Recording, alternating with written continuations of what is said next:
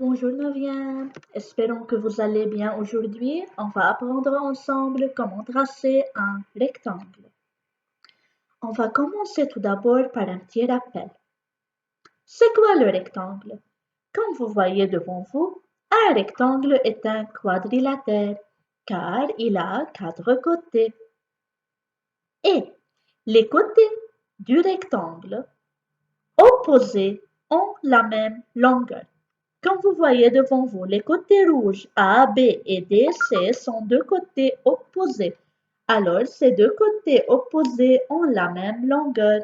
De même, les côtés bleus A, D et B, C sont deux côtés opposés encore ayant la même longueur.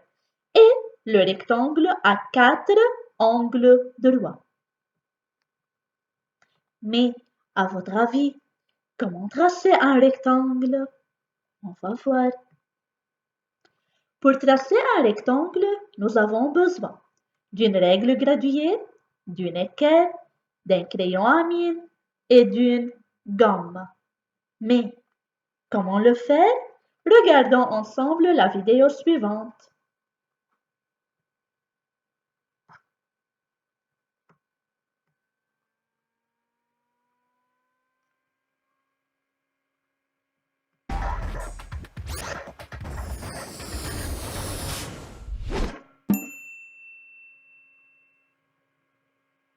Elle est originale, votre maison de poupée, l'artiste.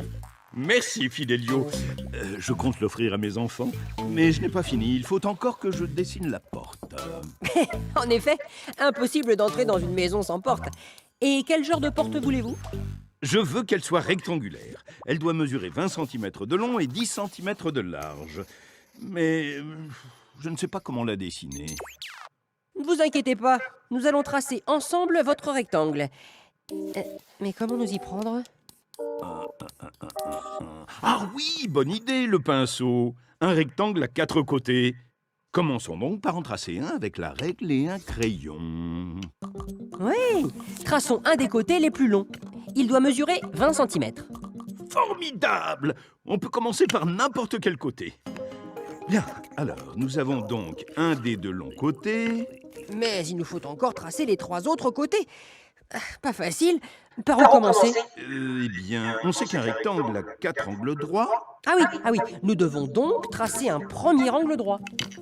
Mais oui, c'est avec l'équerre que l'on peut tracer correctement un angle droit. Il faut bien la placer perpendiculaire au premier côté.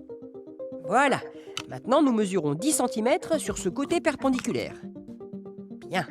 Nous avons tracé notre deuxième côté. Il fait 10 cm de long. Il nous reste encore deux côtés à tracer. Mais pour cela, nous devons tracer un nouvel angle droit. Et maintenant, nous pouvons mesurer le deuxième côté de 20 cm sur ce côté perpendiculaire. Bien. Il nous reste encore un côté de 10 cm à tracer. Et pour cela, pas besoin de mesurer. Il suffit de relier les deux sommets restés libres. Parfait! Voilà notre rectangle. Attention le pinceau! Ouf! Merci. Un peu de décoration. Et hop! Voici une porte rectangulaire. Il ne reste plus qu'à l'installer. Et voilà une maison de poupées réussie! Mes enfants vont être ravis. Vous restez jouer avec nous, Fidelio. Alors Novien, comme vous avez vu, on a besoin de la règle graduée pour mesurer les côtés du rectangle, l'équerre pour tracer les angles droits et le crayon à mine pour tracer, la gomme pour effacer ce qui n'est pas nécessaire. Maintenant, c'est votre tour. Vous allez faire le devoir numéro 1, 2, 3. Et dans ce devoir-là, vous allez tracer vous-même des rectangles. Dans le numéro 1, je complète pour avoir des rectangles. Alors, on a 4 rectangles différents. Vous allez les compléter. Et on a écrit la mesure de chaque côté dans chaque rectangle. D'accord? Vous allez alors vous-même compléter les côtés opposés avec les angles droits. N'oubliez pas. Comme on a déjà vu dans la vidéo, en utilisant la règle graduée, l'équerre, le crayon à mine et la gomme. Pour le numéro 2, vous allez construire un rectangle dont les côtés mesurent 2 cm et 4 cm, alors 2 cm largeur et 4 cm longueur. Numéro 3, je construis un rectangle dont les côtés mesurent 2 cm 3 mm et 8 cm. Un petit rappel, dans la règle graduée, les grandes graduations désignent les centimètres alors que les petites graduations désignent les millimètres. Bon travail les braves et bonne journée. À bientôt.